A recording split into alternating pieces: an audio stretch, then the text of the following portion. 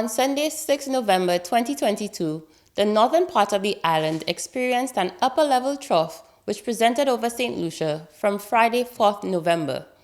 The rainfall between the hours of 11 a.m. and 3 p.m. accounted for more than half of the monthly average. The high rainfall intensity resulted in rainwater not being able to be absorbed into the ground but becoming surface runoff. Additionally, persistent rains throughout the rainy season also had ground saturated, coupled with the issue of high tide. High tide for Castries area was actually at 2:09 p.m. on that day, which meant that the floodwaters could not be drained out to sea at a faster rate. Early evidence also indicated that large household appliances, which were dumped into rivers and swept by floodwaters, blocked and undermined bridges and culverts. The heavy rainfall, which resulted in severe flooding and land slippage, was localized to the north of the island and impacted several households and businesses that lost all their belongings. This resulted in millions of dollars worth of infrastructural damage. Following the passage of the trough, teams from the Ministry of Infrastructure were dispatched to clear roadways and waterways.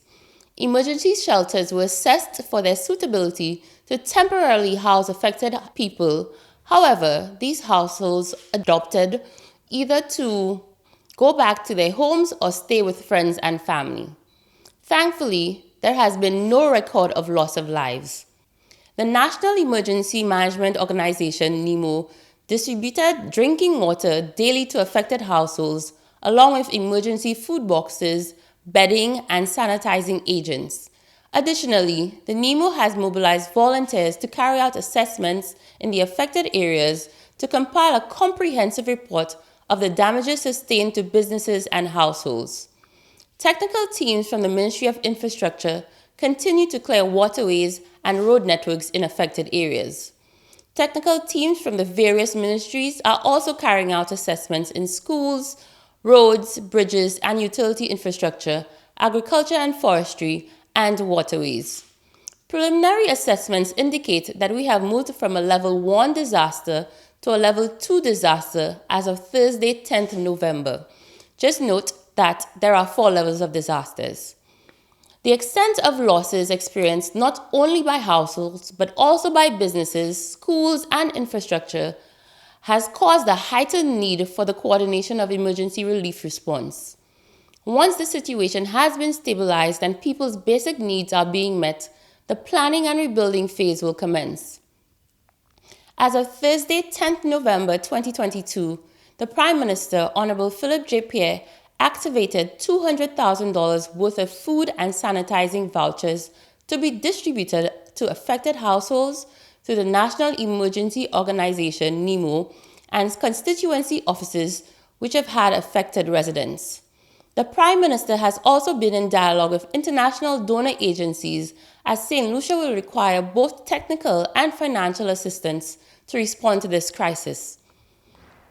The Ministry of Health, particularly the Department of Environmental Health, has been on the ground educating and assisting residents with the proper burial and disposal practices for the carcasses of dead animals.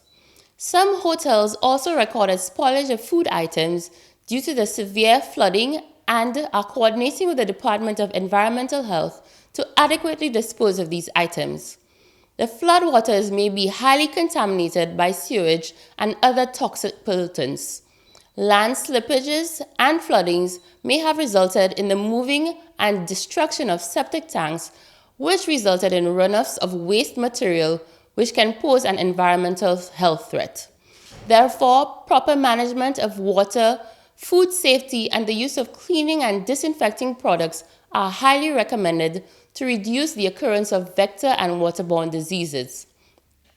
The government has also activated post-trough mental health and psychological first aid to the public, particularly to the residents of Bexar and Grosley, via wellness centers by walk-ins and telephone. 2 schools were affected and closed by the Ministry of Education as a result of Sunday's trough. The Corinth Secondary School was able to resume in-person classes shortly after.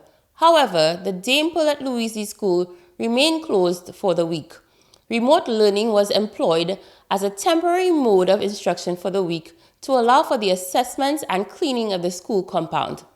The ministry has indicated that face-to-face learning will resume for grade 2 to grade 6 from Monday 14th November, whilst kindergarten and grade 1s will continue remote learning to allow for the cleanup and repair of the affected classrooms.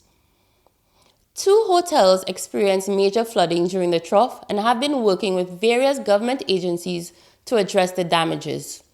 A comprehensive update from the Saint Lucia Hospitality and Tourism Association has been compiled and will inform the losses and way forward for the affected hotels, staff, and operators which were also affected. As of Monday, 7th November at 9 a.m., Lucelec reported that 99% of its systems were back online.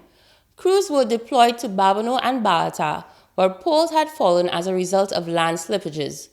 The Union Power Station has been decommissioned as a result of the 6 feet of water flooding and downed fences. Wasco has reported significant damage to its catchment areas and water lines as a result of the trough. To preserve the quality of water, some catchments have been closed off and will undergo repairs to provide safe pipe-borne water to residents.